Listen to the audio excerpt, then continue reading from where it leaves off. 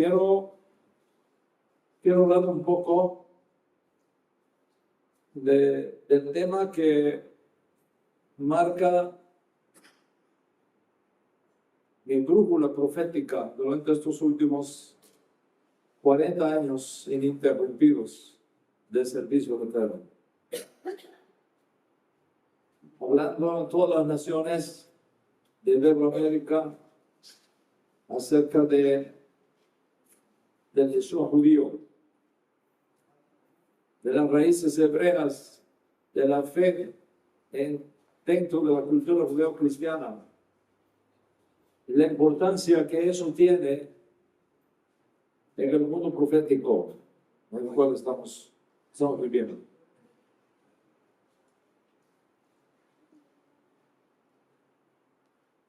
Quiero inspirarme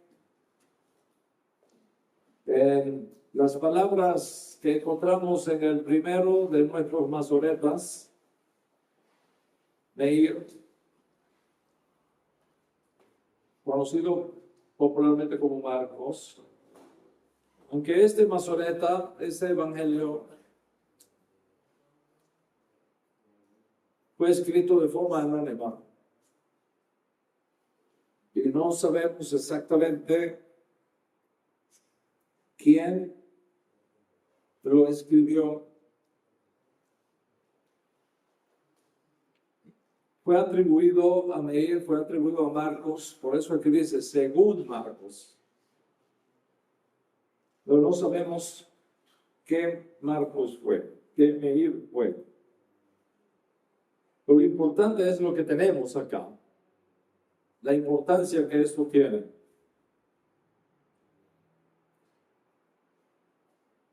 Meir nos presenta una obra literaria única, maravillosa, extraordinaria, que es la presentación de nuestro Santo Maestro Yeshua Mashiach en forma escrita.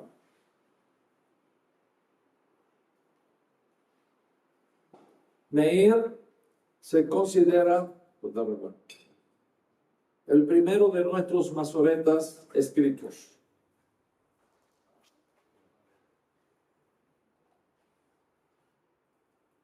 Los más grandes eruditos en este campo están de acuerdo que Meir fue escrito entre los años 70 y 80, inmediatamente después de la destrucción de Jerusalén.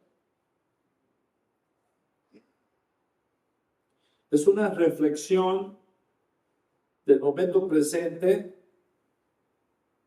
del autor de este masoreta, mirando hacia atrás, no hacia adelante, sino mirando hacia atrás, reflexionando hacia atrás acerca de la figura de Yeshua Mashiach, a quien él presenta en su libro. No es una biografía. Este libro no es un estilo biográfico, para nada. Este libro es un mensaje. El objetivo es hablarnos de quién fue esa persona extraordinaria que él identifica como Yeshua el Mesías. Y mirando hacia atrás, con toda la información que él recibió después de los acontecimientos que tuvieron lugar en la vida del Ridi, especialmente su última semana, la semana de pasión, como se conoce. Él trata de presentarnos su imagen del Yeshua que él nos está comunicando. De hecho, comienza su libro diciendo principales memorias o el comienzo de las memorias de la proclamación de la promesa de Yeshua HaMashiach. Este es el comienzo. Observe bien las palabras. Es el comienzo. En otras palabras, el libro no nos cuenta el final de la historia, solo el comienzo de la historia. Posiblemente sea nuestra generación quien le toque escribir el final de la historia.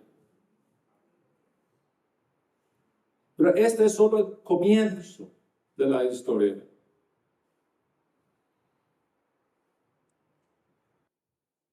El término griego que proviene de una versión perdida en hebreo es evangelio. Evangelio es una idea bastante acertada de lo que esto significa, pero no es lo mejor, excepto cuando vamos a su raíz hebrea. Porque el término evangelio es un término militar que se usaba en el Imperio Romano cuando los generales venían del campo de batalla y tenían que informarle al César los resultados de la guerra. Traían la noticia de la guerra. Si se había ganado la guerra, era una buena noticia. Pero si se había perdido la guerra, no era una buena noticia. Pero aquí no se está hablando ni siquiera de la posibilidad de anunciar una guerra perdida, aunque su general fue asesinado. Por lo tanto, el término hebreo que tenemos detrás del evangelio es mesorá. El mesorá, entre otras cosas, significa en la cultura profética bíblica la promesa de redención, la promesa del reino que Hashem prometió a David, que Hashem prometió a nuestro pueblo Israel. Y esa promesa de redención, esa promesa de reino, alcanza su clímax en el mensaje que Él va a compartirnos en este libro. Nos habla de la purificación del Ribi, nos habla de la tentación del Ribi, nos habla finalmente de la última semana de nuestro Santo Maestro a partir del capítulo 13 en adelante. Pero quiero que observemos algunas cosas importantes que tenemos aquí, y es lo que quiero dejar sembrado en el corazón de cada uno de ustedes que están presencialmente acá y los que están virtualmente con nosotros.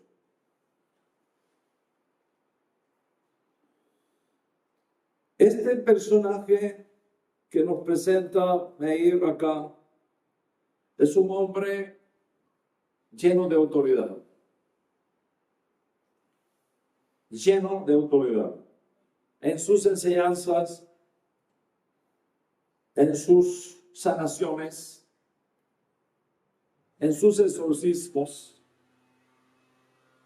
en sus discursos, en sus controversias, en sus profecías. Es algo realmente extraordinario.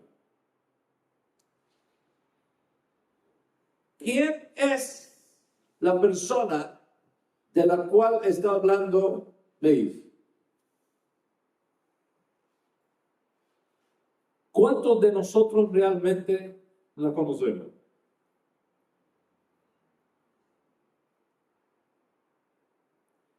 Meir nos va a hablar del carácter de esa persona, de la identidad de esa persona,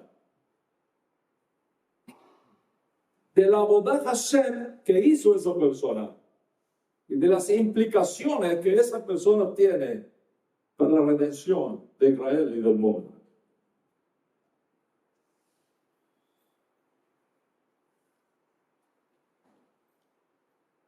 Una persona única, con una autoridad única, con acciones sobrenaturales únicas de su clase.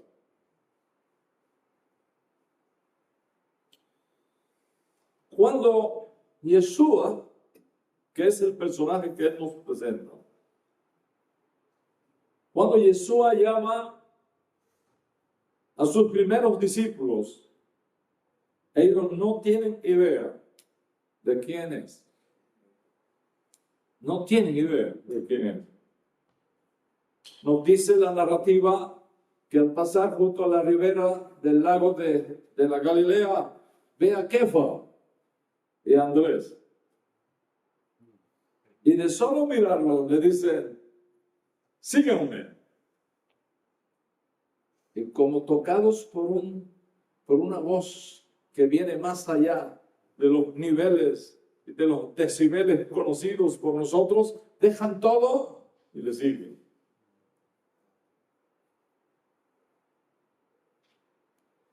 El poder de su llamamiento es realmente impresionante. Eso se lo lee, pero hay que vivirlo.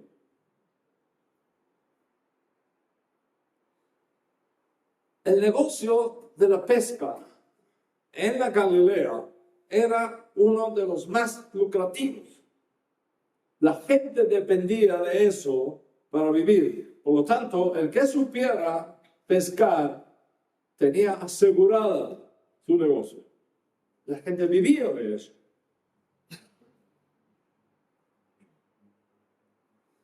Mándese que alguien sea dueño de un negocio acá que sea muy lucrativo. No sé, en Colombia, Juan Valdez, en Estados Unidos, Starbucks.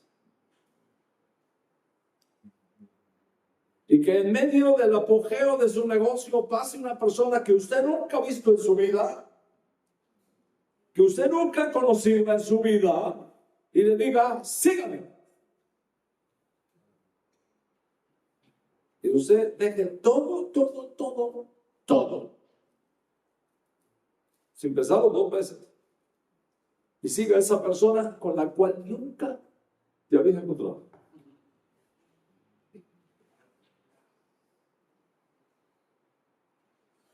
El poder de su llamamiento. Cuando Jesús hablaba, la conciencia de los hombres se derretía. Lo dejan todo, lo siguen. No tienen idea de quién es, pero lo siguen.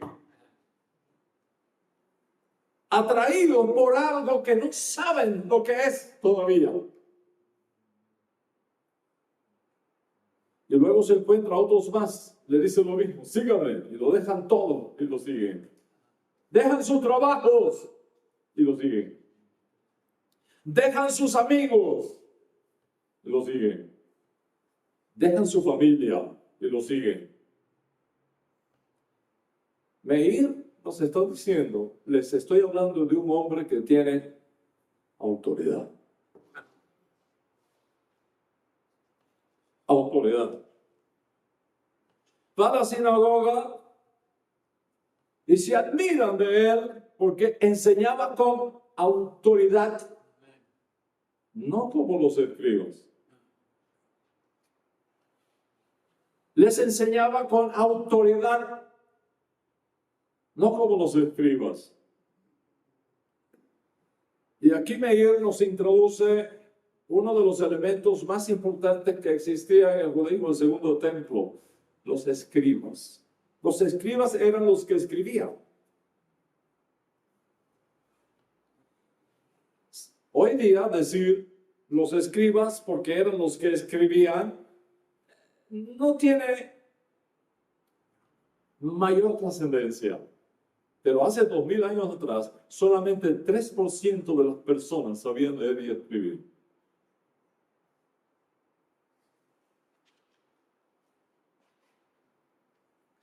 Una persona que supiera leer y escribir era tenida en la más alta estima posible.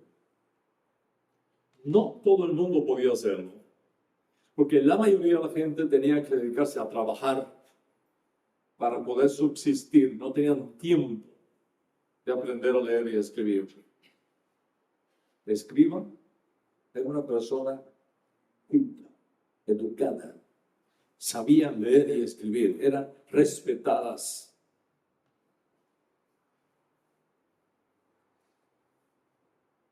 Además de eso, en nuestra cultura judía, los escribas, además de leer y escribir, interpretaban la ley.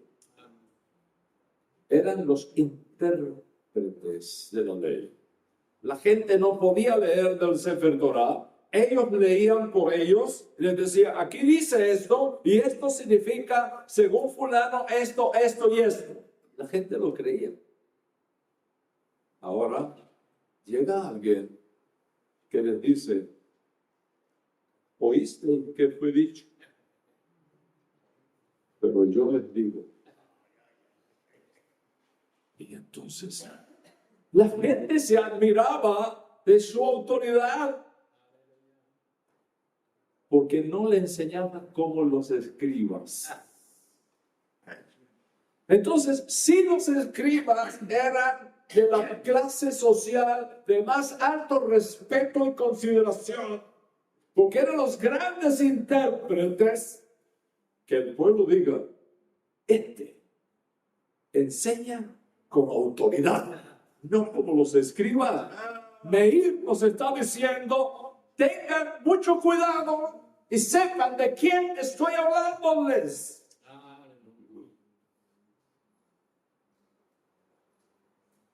¿Cuántos de nosotros realmente conocemos a Yeshua?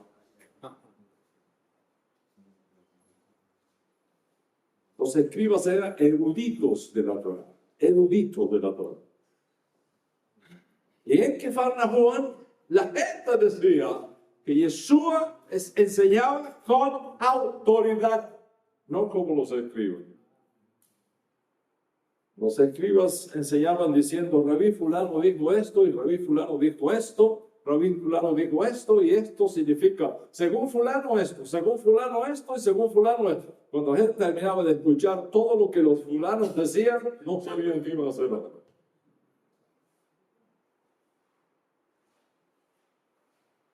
Yeshua les enseñaba con autoridad. Amén. En otras palabras, no es que tú sepas qué dice este rabino, qué dice este rabino, qué dice este rabino, sino qué dice Dios para ti que hagas. Aleluya.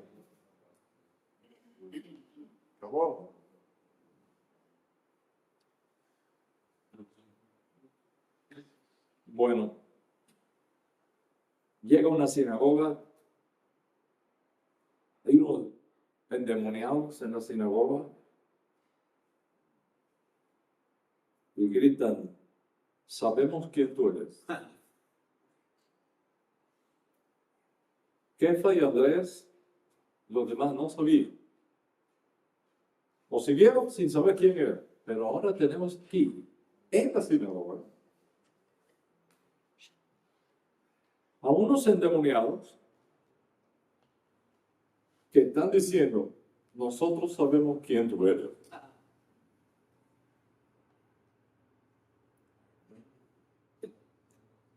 Tú eres el Hijo de Dios.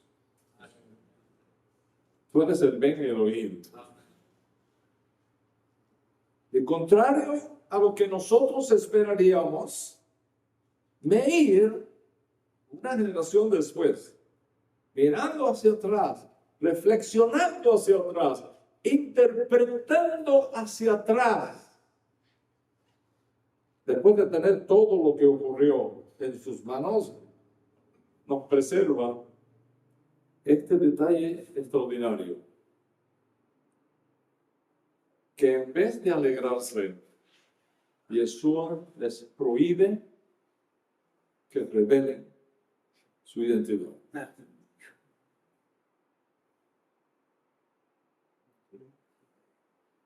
cállense. Cállense y salgan de aquí. Y obedecieron. Cuando la gente ve eso, ¿quién es este hombre? Autoridad para llamar, autoridad para enseñar, autoridad para sanar, autoridad para echar fuera plagas que no eran enfermedades, sino disciplinas del tribunal celestial. Autoridad para echar fuera demonios, autoridad para sanar leprosos, autoridad para echar fuera demonios. Meir nos está diciendo que la persona de la cual nos está hablando es un profeta con autoridad.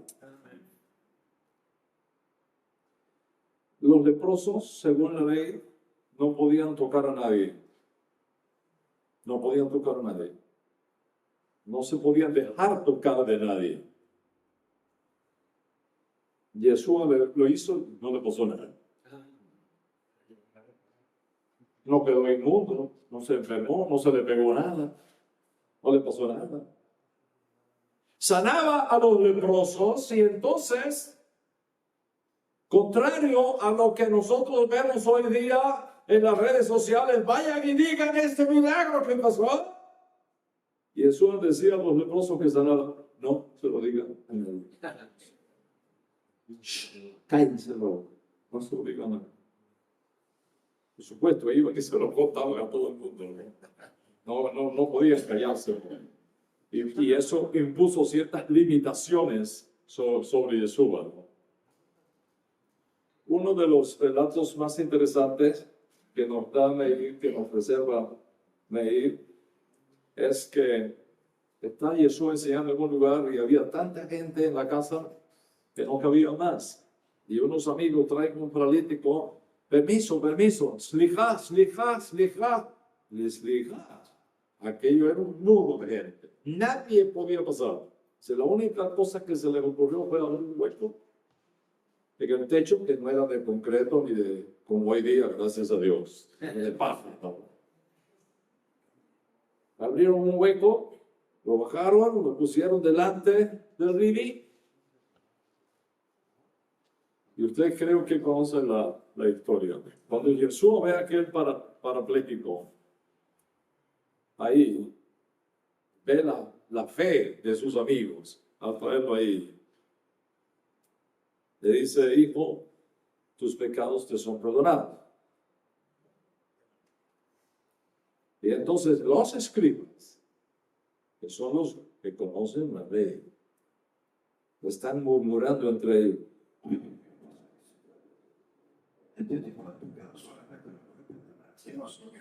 ¿Qué es este? Pero los escribas tampoco sabían quién era Dios. Eso es lo que Meir nos está diciendo, que los escribas no sabían quién era tampoco. Entonces Jesús les hace una pregunta. ¿Se dio cuenta, no? Se dio cuenta que estaban murmurando. Les voy a hacer una pregunta. ¿Qué es más fácil decir? ¿Tus pecados te son perdonados? ¿O decirle a este hombre paralítico que está ahí, levántate y anda? Entonces quedan en shock. Lógicamente es más fácil decir tus pecados te son perdonados. Porque, yo le digo a cualquiera de ustedes, tus pecados te son perdonados, ¿y cómo lo pruebo? Nadie puede probar que sí o que no. Es mucho más fácil decir tus pecados te son perdonados porque no es una evidencia probable. Es intangible. Que te levantes y andes sí es tangible. Y entonces a esos escribas que están murmurando y delante de todo, pues para que sepáis que el Hijo del Hombre, el Ben Adán, tiene autoridad para perdonar pecados. levántate y anda. Levántate y anda. No había terminado de hablar, los huesos aquellos, yo me imagino, todos los huesos se contaron, los músculos se volvieron, ¿sí? Mejor que la lioli de esta mañana, ¿sí? Suave, todos, el hombre se levanta. Algo está bien. Algo está bien.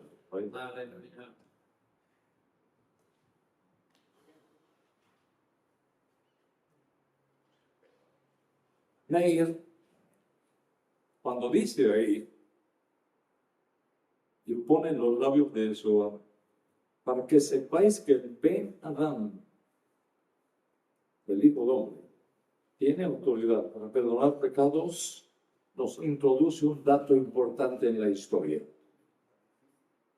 Empieza a describirnos quién es este hombre del cual él está hablando.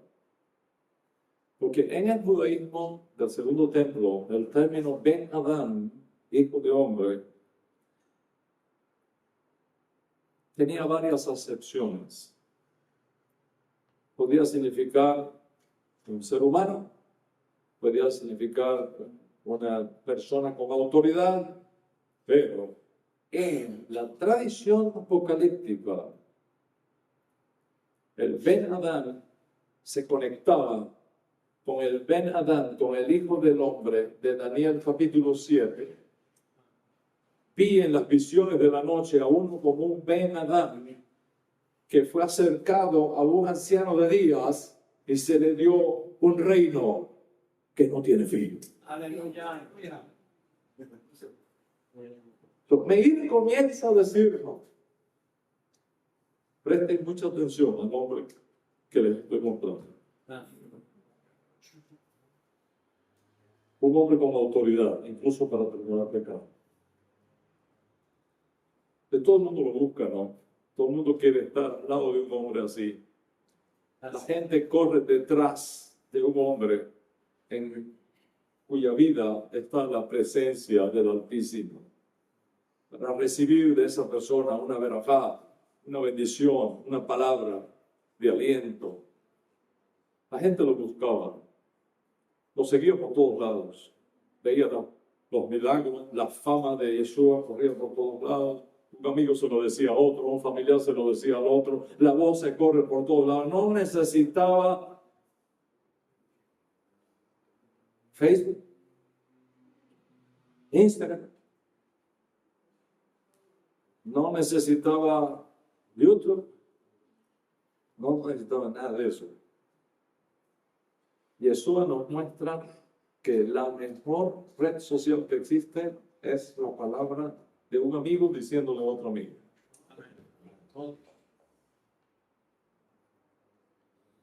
Y cuando lo quieren encerrar en un solo lugar, Jesús le dice, tengo que ir a otras ciudades para proclamar el mensaje de la redención a todos. No solo aquí, en todo lugar, en el que ir. Este es el Yeshua que encontramos en Meir. Un hombre con autoridad que viene para reclamar un rey. Este es el Yeshua que nosotros seguimos. Uno que viene a reclamar un reino. Y no cualquier reino. No cualquier reino. El reino prometido a David. Del cual él se ve a sí mismo y se identifica a sí mismo como legítimo heredero. Ese es el Yeshua que encontramos en Meir. Por supuesto, es un hombre que entra, un hombre así, es un hombre conflictivo, ¿no? Él entra en conflictos, Meir nos presenta cómo tuvo argumentos, cómo tuvo debates con otros líderes, especialmente lo relacionado con el Shabbat, porque Yeshua sanaba el Shabbat. Y los líderes fariseos de aquella época, pues están protestando que él esté sanando el Shabbat. Y no está supuesto que el Shabbat se trabaje. Uno de los momentos más impresionantes de Meir es cuando los discípulos tienen hambre en días de Shabbat, recogen espigas del campo, las restregan con la mano y la comen, y Jesús hace una declaración extraordinaria. El sábado fue hecho para el hombre, no el hombre para el sábado. El Shabbat está hecho para bendecir al hombre. El Shabbat está hecho para que el hombre sea feliz. El Shabbat está hecho para que el hombre disfrute. El Shabbat está hecho para que el hombre sea libre.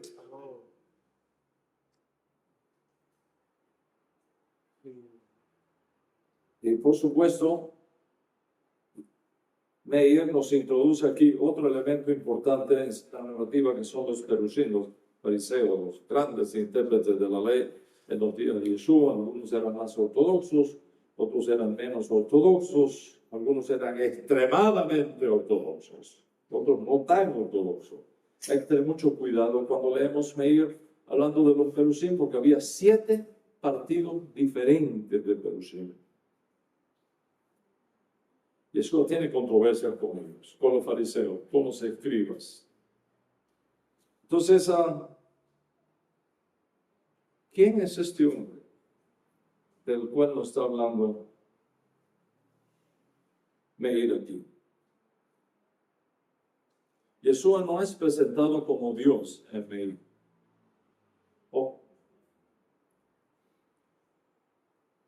Meir nos representa como Ben Adán, Meir nos representa como Ben Elohim, pero en ningún lugar Meir nos identifica a Yeshua como Dios Altísimo.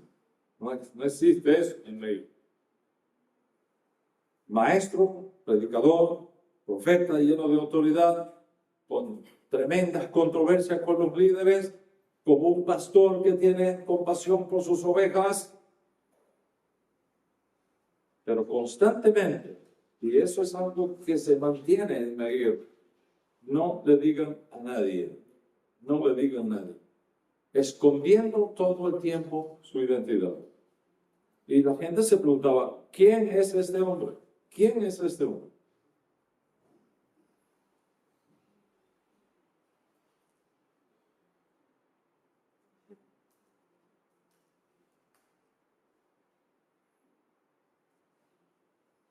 Lo que más me llama la atención, y es lo que quiero hablar con ustedes en esta conferencia, es hasta qué punto nuestra generación conoce a Yeshua.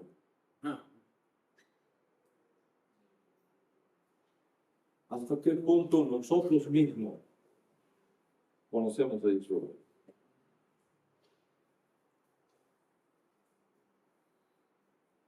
Predica en sus propias sinagogas, no lo entienden. Se preguntan, ¿de dónde recibió este hombre autoridad? No lo entienden. Sus propios vecinos no lo entienden. Los de su propio pueblito de Nazaret no lo entienden. No entienden quién es Yeshua.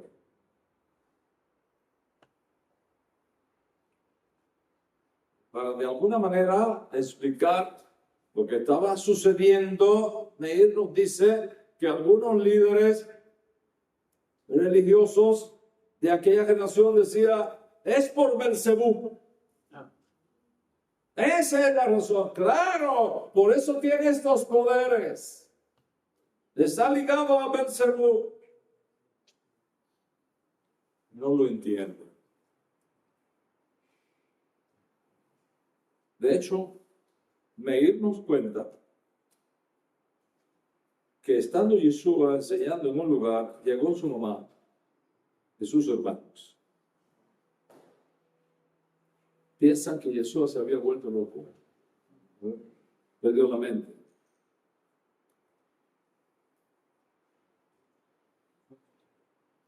Capítulo 3 de Meir.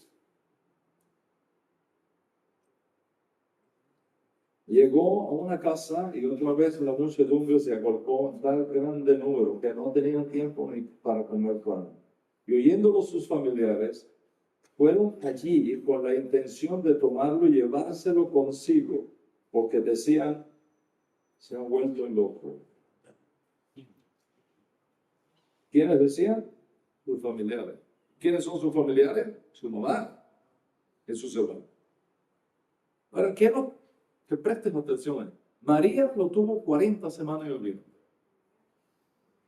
Mary. Miriam lo parió. Miriam le dio a amamantar. Miriam lo crió. Y no sabe quién es. Piensa que está loco. Si su propia madre pensaba que estaba loco, ¿qué usted cree que va a pensar Maimónides 1000 años después?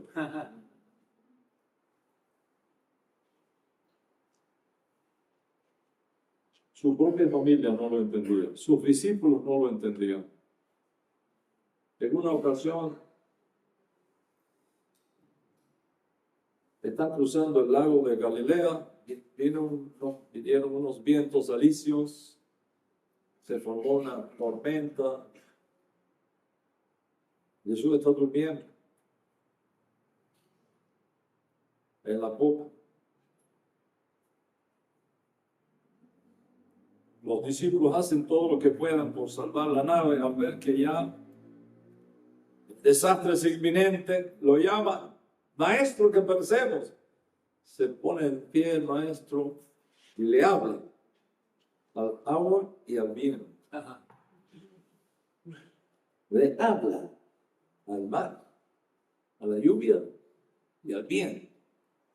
Le dicen, cállense ya, tranquilícense. Y se hizo bonanza. Y sus propios discípulos dicen, ¿quién es este? Que hasta el mar y el viento le hacen caso. Los discípulos todavía no entienden. No entendieron que es el Mesías, el que está aquí. Y que es el hombre que Meir nos está presentando en su evangelio. Meir nos está diciendo, esta persona de la cual yo le estoy hablando no fue entendida por nadie en sus vidas. Presten mucha atención, porque esto que yo les escribo les va a dar a ustedes la oportunidad de entenderlo. Lo que ellos no entendieron, si ustedes leen bien mi mensaje, lo van a poder entender.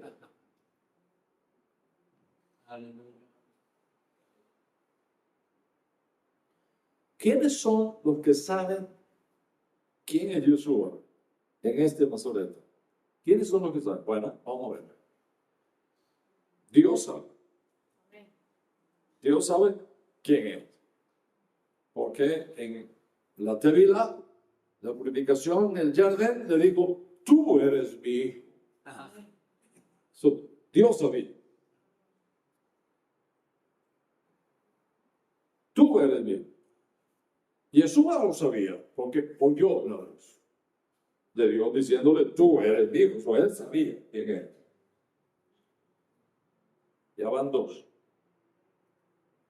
¿Quién más dice Meir que sabía quién era? Los demonios. Los demonios sabían quién era. De ahí en fuera, nadie va a saber quién era. Dios sabía. Él sabía. Los demonios sabían. Y nadie más sabía.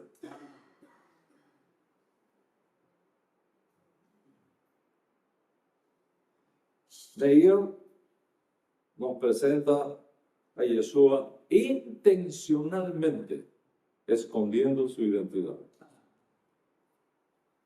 Intencionalmente escondiendo su identidad. Constantemente diciendo, no se lo diga a nadie, no se lo diga a nadie, no se lo diga a nadie. Bueno, cuando uno está dando un discurso, cuando un maestro está dando una clase a los niños, a los jóvenes o a los adultos, ¿para qué un maestro trae una ilustración?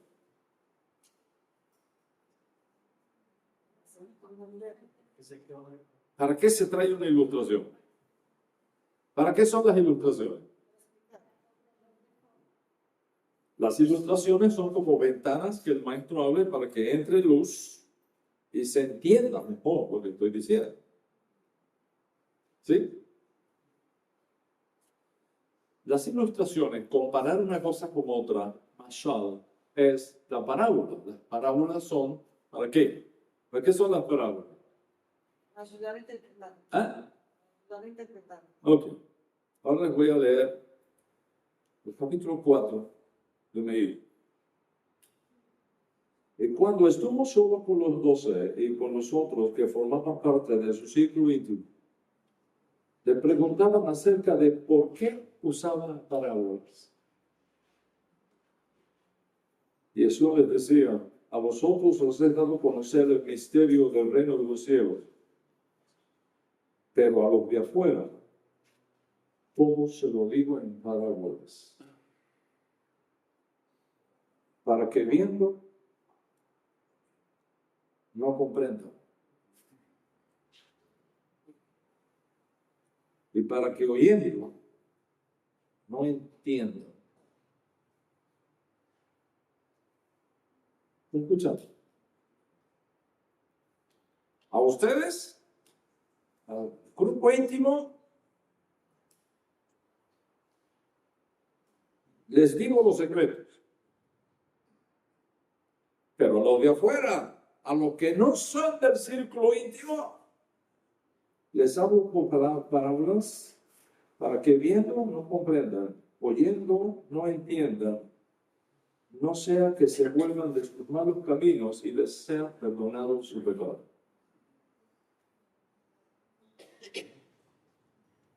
¿Quién entiende esto? ¿Quién entiende esto?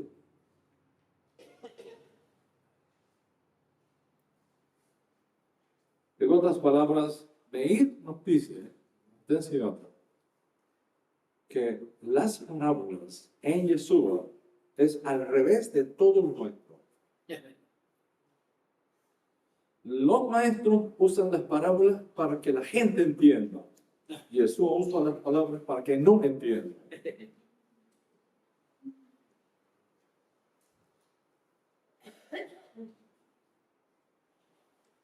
Yeshua mantiene este secreto todo el tiempo, todo el tiempo, todo el tiempo. ¿Por qué? ¿Por qué? El error más grande que cometen los intérpretes modernos, y que todos nosotros podemos cometer esos errores también, es traer a Mateo, es traer a Lucas y traer a Juan para que interprete a Meir. No puedes cometer ese error. Porque Meir fue el primero que apareció.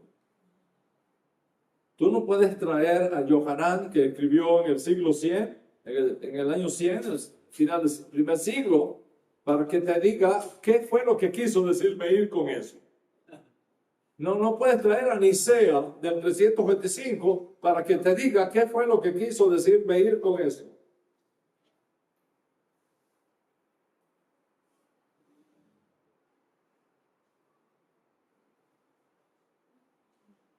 Bueno, pareciera que nadie entiende a Yeshua, excepto Kefa.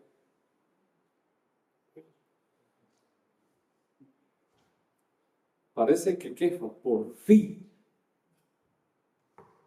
conoció quién era. Porque en Antioquía de Siria, Jesús está con los discípulos y les dice, ¿quién dice que yo soy? Bueno, unos dicen esto, unos dicen esto, unos dicen esto. Y entonces viene Jesús y les dice, ¿y ustedes qué dicen que yo soy? ¿Quién ustedes creen que yo soy? ¿Y cuál fue la respuesta de Kefa? Tú eres el Mesías, el Hijo del Dios viviente.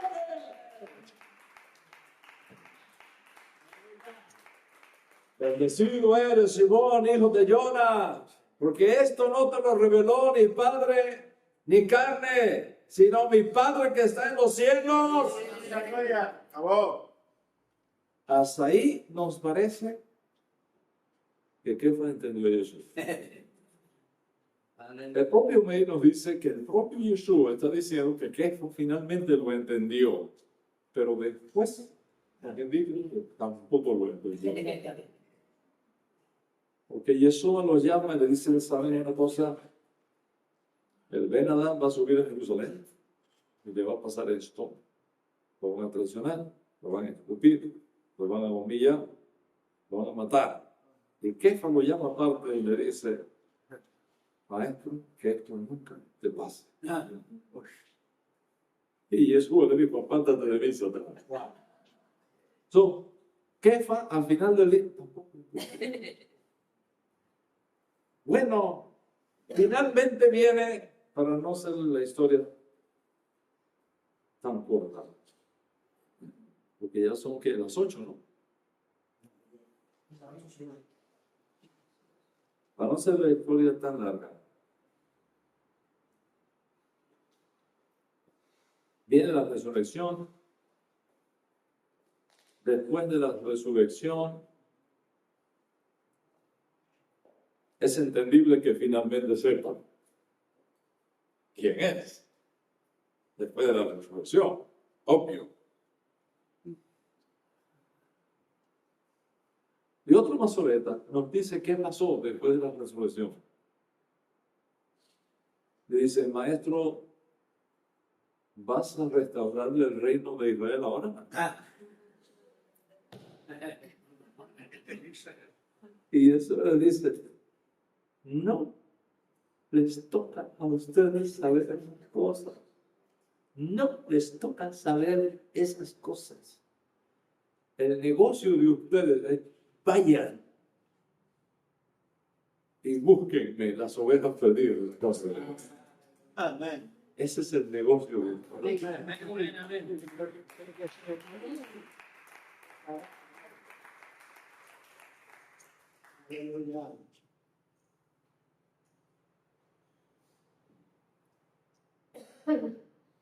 Meir es algo extraordinario.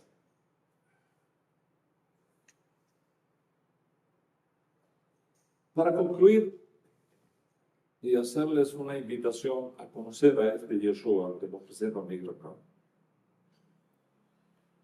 quiero hacer una reflexión que tiene que ver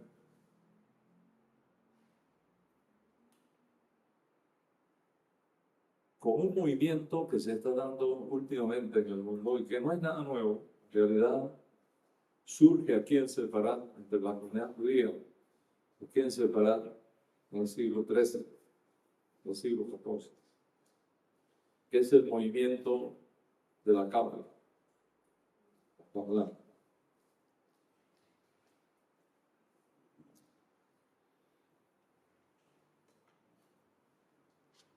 Y contrastar esto con lo que nos enseñan nuestros masoretas. ¿Por qué la gente sufre? ¿Por qué los malos prosperan y los justos sufren muchas veces? ¿Por qué hay tanto sufrimiento entre los justos?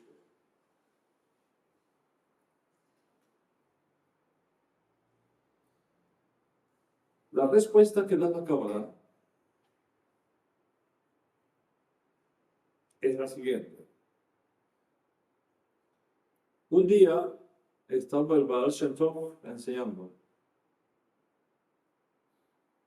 en alguna yeshiva. Y llegó un yehudí del pueblo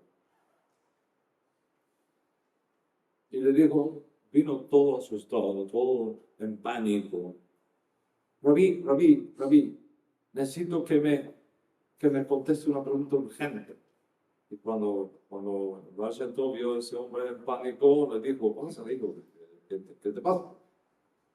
Dice, mire, yo soy un yehudí que me dedico a mi trabajo, yo soy un yehudí que soy fiel en mis compromisos con Hashem, yo soy un yehudí, y este hombre de allá me ha engañado. Hicimos un negocio y me hizo trampa, evidente trampa. Y he perdido tanto. Yo creo en el Beidín, yo creo en mis jueces, yo creo que los jueces son hombres honestos, pero se han equivocado. Hágame algo, usted. Dice el biógrafo que el Baal Shem Tov lo llamó y le dijo, no te asustes por lo que te está pasando. Te voy a explicar lo que está pasando. Es que hace 300 años tú vivías en este mundo y le hiciste una trampa a alguien. Y te moriste sin pagar el daño. Tú le robaste a alguien. Entonces, ahora te han traído de nuevo al mundo en el cuerpo que tú tienes para que con esto que sucedió tú pagues el daño que tú hiciste hace 300 años atrás. Y de esa forma, la Cábala trata de poner en equilibrio lo que es la justicia de Dios frente a un mundo de injusticia. Lógicamente, no hay injusticia en Dios. Simplemente hay reencarnaciones. Tú te portaste mal. Tú no eras tú. Tú antes eras otro. Hace 300 años atrás, 500 años atrás, 1000 años atrás. Allá, cuando tú viviste hace 1000 años en África, tú hiciste una trampa y te moriste sin pagar. Y ahora te han traído acá para que tú pagues, y por eso que te está yendo mal. Porque estás expiando el pecado que cometiste en otro cuerpo, en otro tiempo, en otro lugar, hace 300 años, 500 años, o 2000 años atrás, o 3000 años atrás. Eso es lo que se enseña en la Cábala. Y eso está por todos lados, hoy día. ¿Ven? Está por todos lados.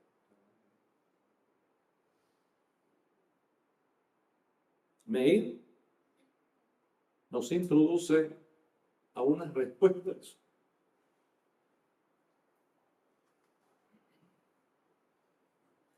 $200 años antes de Yeshua, grandes profetas se enfrentaron con estas preguntas. ¿Por qué sufren los justos? Y a los malos les va bien. En muchas ocasiones. Y estos hombres que existieron 2 siglos antes de Yeshua explican estas preguntas diciendo que Hashem les reveló a ellos ese secreto. Y eso es lo que se conoce como la literatura apocalíptica. De hecho, yo tengo una masterclass sobre el género literario apocalíptico como el fundamento para entender la profecía bíblica. Si usted no entiende el género literario apocalíptico, no puede entender la mayoría de las cosas que tenemos en el Código Real y en la profecía bíblica.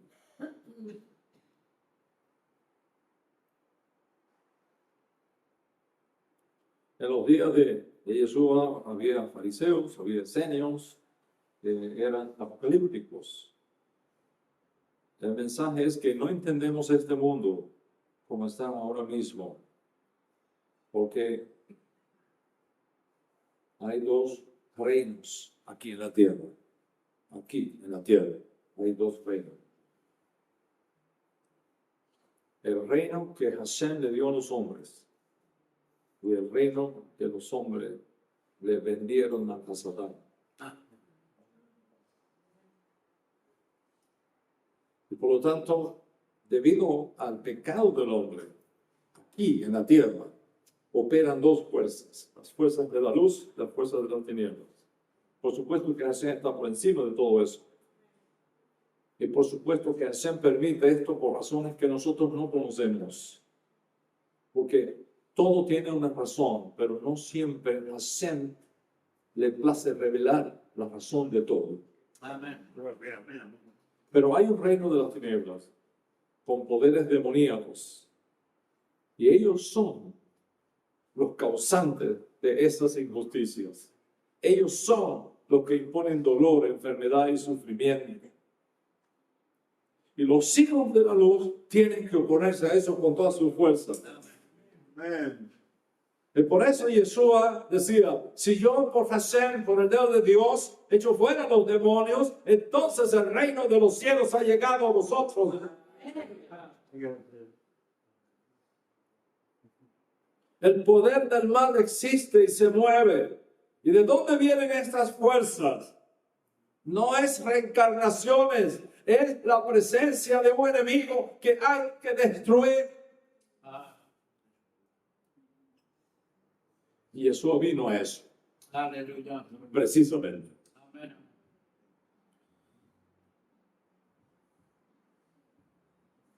Este género literario apocalíptico enseña que finalmente Dios va a intervenir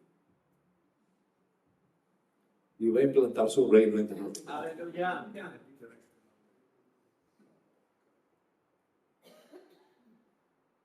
Que Dios tiene preparado un camino para vindicarse a sí mismo. Así es. It's the day of judgment. The day of judgment is coming. Dios va a intervenir, va a destruir todo mal, va a implantar el reino en Israel. Aleluya. Eso es la Mesorá. Esa es la promesa del reino. Y Yeshua es el escogido y el heredero de Hashem para establecer ese reino.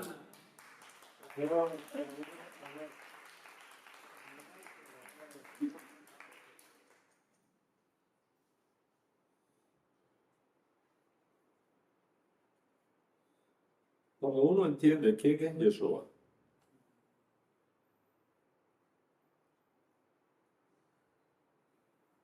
uno enviado por Hashem para reclamar reino. Cuando uno entiende eso, uno entiende también quiénes somos nosotros. Nosotros no estamos aquí para jugar la religión.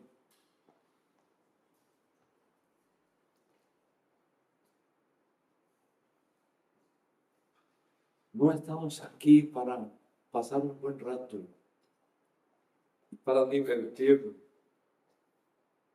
Y pasamos un buen rato y nos divertimos.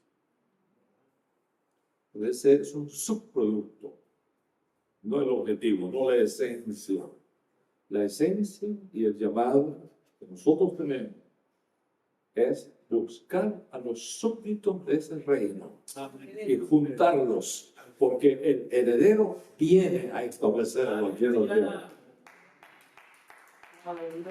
Esto es la misión, esta es la misión que a nosotros nos ha sido confiada, que ese reino está compuesto de hombres y mujeres que han sido marcados y destinados desde antes de la fundación del mundo para ser parte de ese reino, y ahora están perdidas en los sepulcros de las naciones, y nosotros somos enviados para buscar a esas ovejas perdidas de la casa de Israel. De modo tal que cuando el Ribi nos sea enviado de nuevo, podamos decirle, aquí están los herederos de tu reino.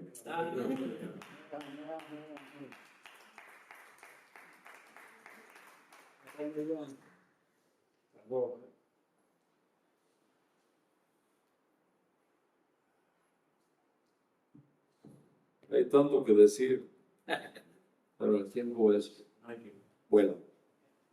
Ya vente otra vez. ¿Cuántos de nosotros nos identificamos con este Yeshua? Aleluya. Solo como un Shema.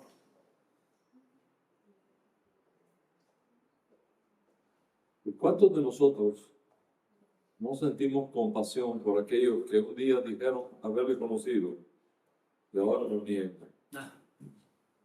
Verdad. Pero les traigo una palabra de consuelo a ustedes. ¿Saben por qué? Porque no lo conocen todavía.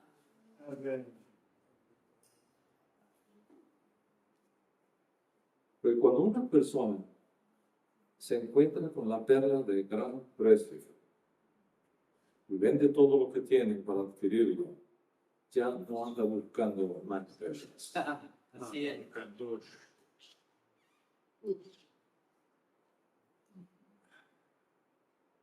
Al momento que tú dices que Yeshua para ti es la gran perla y sigues buscando metiendo la cabeza en la cama, metiendo la cabeza en las instalaciones, metiendo la cabeza allá, metiendo la cabeza acá, es porque no has encontrado la perla de gran precio.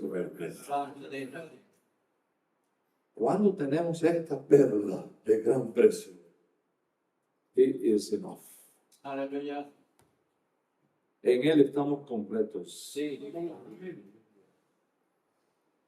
Lo único que tenemos es que descubrirlo. Así es. Descubrir los tesoros que están ahí. Descubrir la gracia que Así está es. reservada para nosotros ahí. Que podamos cumplir la misión que el propio Ribi Yeshua nos ha encomendado. Aleluya. Hoy, en la consagración de esta sinagoga, de este Sefer Torah, de este encuentro, de este Shavuot, de estas memorias, de este renovar del pacto,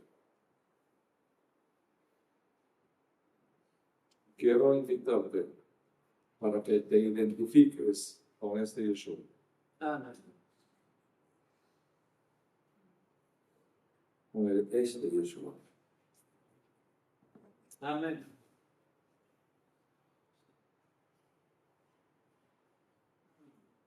Que le pidas a Hashem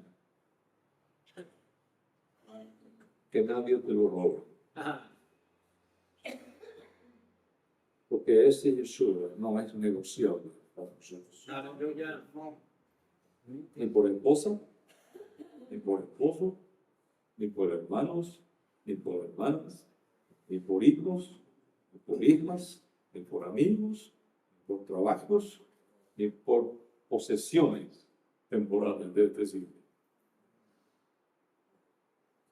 Porque el que por causa mía tenga que perder esposo o esposa, padre, madre, hijo, hija, tierras, tendrá 100 veces más en este lado presente y la vida eterna. Aleluya. Amén. Amén. Quiero invitarte que ahí donde estás, virtualmente o presencialmente, cierre tus ojos un momento y le des gracias a Hashem por haberte revelado a Yeshua, por haberte revelado al Mesías, y que no te lo dejes arrebatar por nadie, ni por nada.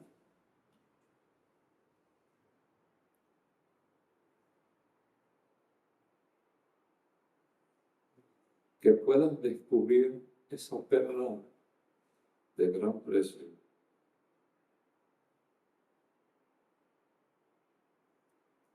no solo para vivir extraordinariamente en esta edad presente,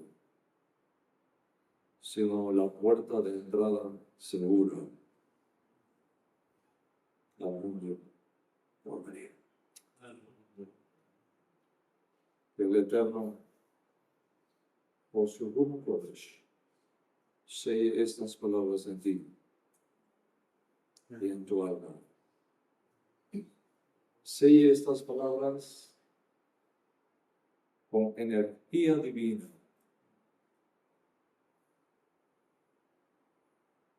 con sello sagrado, con marca indeleble, para bien, para vida y para paz. Amén, amén. Amen. Shalom, shalom.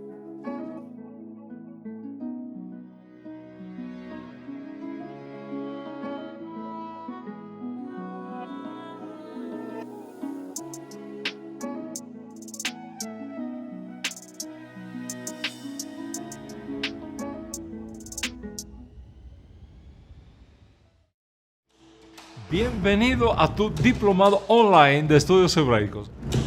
Este programa completamente virtual está diseñado para proporcionarte una comprensión profunda de uno de los periodos más importantes en la historia del pueblo hebreo. A través de clases en línea, materiales de estudio, comprenderás sobre el periodo más crítico de la historia bíblica, cuando lo que hoy llamamos la Biblia hebrea surge en la historia de Israel. En este diplomado aprenderás sobre el contexto histórico, político en el que se llevó a cabo el exilio babilónico, así como sus consecuencias en la cultura, religión y literatura hebrea. Además, estudiarás las diferentes perspectivas y teorías sobre este periodo y cómo ha sido interpretado a lo largo de la historia. Este diplomado es ideal para estudiantes de teología, pastores, líderes, estudiantes de historia, filosofía y cualquier persona interesada en ampliar su conocimiento sobre el periodo del exilio babilónico y su legado a la posteridad. Inscríbete hoy y comienza conmigo este viaje extraordinario por el periodo en el cual la Biblia se convirtió en la Biblia.